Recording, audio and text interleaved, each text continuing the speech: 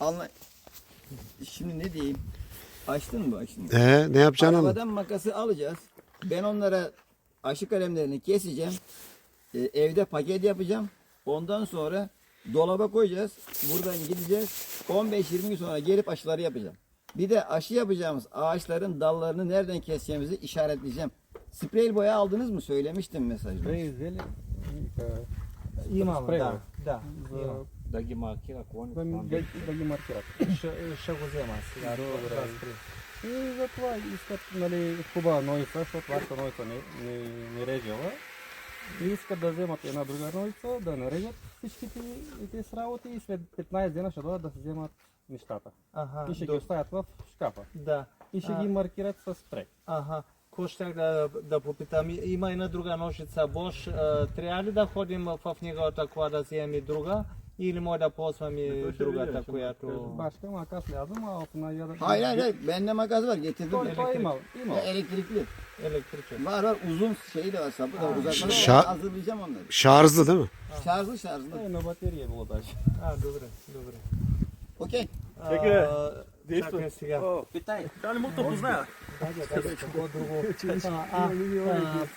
Тъ снима първата, където я видях, шамом ли да съберем от нея калеми или много малко има?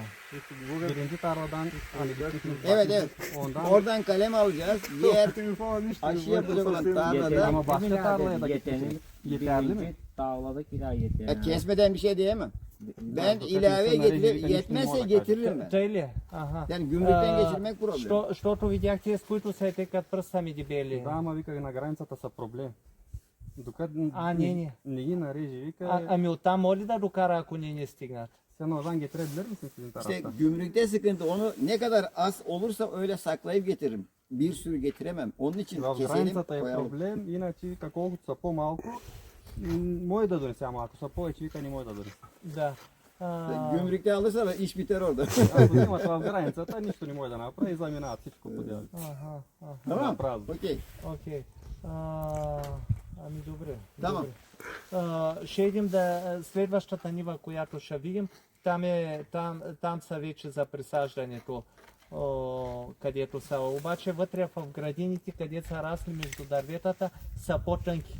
Такива дебели няма да излязат много. Tamam, gideceğiniz başka bir tarlayı orada diyorlar, daha ufak kalemler varmış. Tamam. Daha kalın. Hemen o işi yapalım. Zamanımız az. Tekrar döneceğiz.